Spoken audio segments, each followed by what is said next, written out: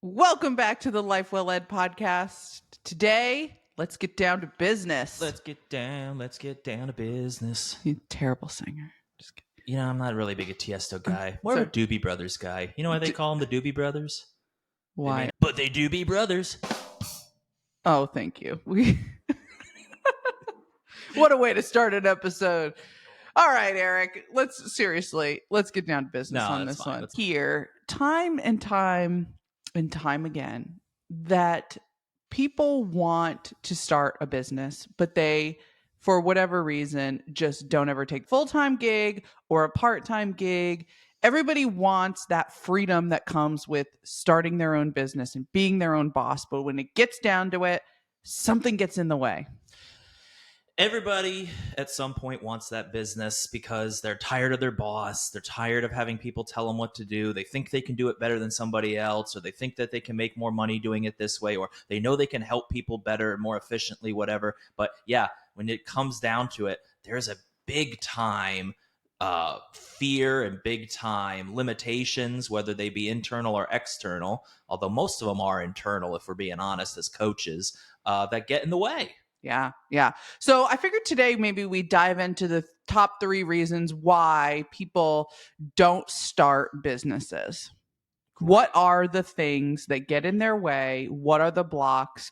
Because truthfully, they're actually all things that can be coached around. They're all things that are mindset shifts that can be made that allow you to take that next step. So, as coaches, we're here to reveal some of those limiting beliefs that we put on ourselves and how to overcome them. Yeah, and some of this is from personal experience. Yeah. I mean, hand up, I probably experienced each of these that we're going to talk about, but also hearing it from other people who are potential business owners or became business owners and have those same feelings. It just seems to be a universal thing that these 3 blocks that get in the way come up. Yeah. So, number 1, lack of resources. I don't have enough time. I don't have enough money. I don't have the skills. I don't have the knowledge or the experience. This lack of mindset that we put on ourselves. Think about it, it's really easy to say, I'm going to make it. Oh, but I don't have enough money, or I just am too busy. I don't have time to do it. I don't know how I'm ever going to get it done, or I just don't have that skill set. How are people going to take me seriously? There's hundreds of other better than I can do it. Yeah, exactly. It's a limiting mindset, though. Yeah, there is sometimes and maybe many cases where money comes into play and time comes into play, but it's not about saying that you're going to have these resources unlimited. It's about how do you mitigate that so that you're getting the best output, the best amount of effort in to get the money, the time, the resources, the knowledge, etc. Mm-hmm. It does. And it's hard when you're the breadwinner or when you are a dual income household and you rely on both of you to bring in money or whatever the case may be. Or if you're single and you need that paycheck and you're used to that paycheck, it's hard to just stop that, right? Right. It's also really hard to step away from the insurance because America's insurance industry is just health insurance specifically is broken. And so it's really hard to step away and not have insurance or have to figure that piece out, because starting a business is so much more than just the skill and the passion. It's 20% the skill, passion, product, and 80% of all these other things, because you then become the marketer and the accountant and the tax professional and the business operations and this, that, and the other thing in addition to your skills. And that can be extremely overwhelming. Yeah, and it's so much so that you don't even try. Yeah. And that's really kind of the point of the underlying theme of today is that all of these things prevent you from even taking the chance and trying. And it really can start with, well, all right, what if I actually looked at time differently? Is time working against you? Or I am victim to the schedule that I have that I don't have control over that? But you can control much more than you think with some changes in how you look at time and how you start acting with time. Yeah. Right? And same with money too. very limiting to think that there's not enough money in the world for me. I'll never have enough money, or I'm really bad with money, or whatever it might be that really limits you. If those are the only two things you're telling yourself, how are you going to view other options as far as getting money is concerned? You're not. You got to start believing it, that you actually have more options in terms of it. It's not just a scarcity mindset. Think of all the people out there that are making money on some of the most creative and ingenious shit out there. If you're truly Absolutely. passionate about what you do, there isn't necessarily this downside to wearing all of the hats or any of these things. The passion just leads to a point where nothing else matters. You're so set on the goal. Being able to be passionate gives you the drive to do the things you don't like to do, and it gives you the courage to do the things you love to do, right? So if you're not a numbers person and you hate accounting, then at some point you're going to drive through that. You're going to be able to figure it out, and then at some point you can hire somebody to do the books for you. It's Mm-hmm. that's how it works, and it makes your life that much easier. So just don't give up on the resources part just because you can't see it. Work with a coach, work with a mentor, help yourself be able to realize that there are other options out there, and start believing it before you start seeing the results, because you will eventually see results. And I really love the quote, you need to say yes to unlock the how. And so many times we're afraid to say yes because of X, Y, and Z. Mm-hmm. But majority of the time, we won't even know how. We want everything logistically figured out. We want to know how we're going to do this, and we want to know how we're going to do that, and we want to be able to have the time, the resources, and all the skills lined up before we can say yes. But sometimes just saying yes is how we find out how these things are going to unfold in our lives because we can't control them. Half a life is just about showing up. Absolutely, it is. So what's the next one? So the next one is the lack of confidence, the uncertainty Yeah. of starting and not knowing, because as humans, we have a tendency to want to be in control of everything. We want to know where we're going and what the end result's going to be, and we want to be able to predict how people are going to think and react in relation to our business, or starting our business, or buying our products. We want to be able to predict that, and humans are unpredictable. It's really easy to let that defeat you by getting before you even start and say, well, I just don't know because I can't, it's too uncertain to me. Well, every business starting out was pretty much uncertain, right? You're Mm-hmm. taking the certainty of a paycheck that gets you through every day, and that gives you this facade that you're actually being safe and secure. If you've noticed, there's been a lot of layoffs in the last year or two, and in a Yeah. multitude of industries. You're not necessarily safe in what you do just because you get a paycheck. Yeah, it's a little easier, but the question really comes down to, what is going to drive you to do the best work that you could possibly do, and that will help you get more comfortable with being uncomfortable, because if you have enough belief in what you want to do and the passion that drives you, like we were talking about earlier, that makes the uncertainty way less scary when you just start diving into it. But some of that does take mindset work as well. Yeah, because stepping outside of your comfort zone is hard. It's hard work to put yourself out there. It's hard work to make yourself vulnerable and say, hey, family and friends, you didn't know I had this passion, but this is something that I really want to do. And I know this is a side of me you have never seen before, but guess what? I really want to make a go of this. Or, or then the judgment factor. The you already maybe aren't confident in what you're doing, or you're vulnerable by putting yourself out there. There's this fear of judgment. Yeah, fear of perception of what others are going to think of you. Yeah, and that can weigh on you. You're afraid of what Joe is going to think. I was going to say Uncle Sue. Uncle Joe is going to think of you, Nice or Rugrats reference.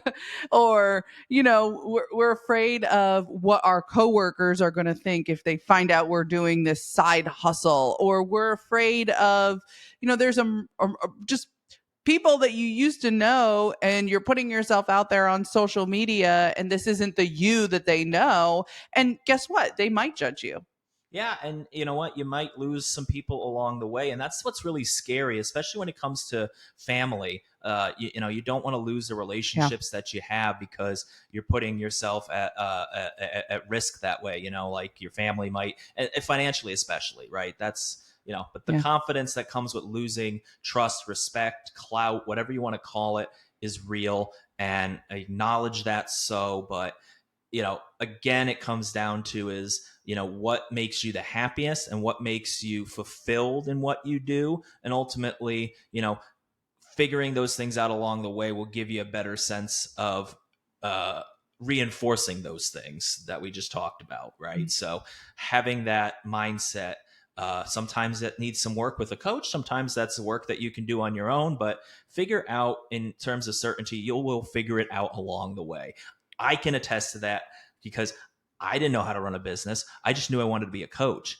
And there really isn't a lot of options in terms of coaching to go get a 9 to 5 as a coach. And frankly, I didn't want that anymore. I just knew that I wanted to do things my own way. And that drove me to be able to figure it out where I am today. And it still does. It's a work in progress. Yeah. Yeah, I think the uncertainty and lack of confidence is a huge, huge hurdle that you need to overcome. But the benefits when you do are just so significant. And asking yourself the tough question of, by not doing this, what is it costing me? By putting myself in a box, by not allowing the world to see this skill or share this with the world, what is that lack of confidence creating for me, and what is it costing me in my life? Yeah. And, you know, what it takes for you to get there, if you and to decide like what's more important to you, how people think of you or how fulfilled you are actually showing up each day and being authentic about it really is a freeing and liberating thing in and of itself. Yeah. So let's say you've got the resources figured out, you're over the scarcity mindset, you're ready to go. You are certain that this is for you, you are confident that you're going to be able to do it. And then, probably the biggest hurdle that people face when starting a business, whether full time or part time, fear of failure. Oh, yeah. No, fear of failure is so prevalent in everything. It's just such a big monster that is tough to tackle for anybody.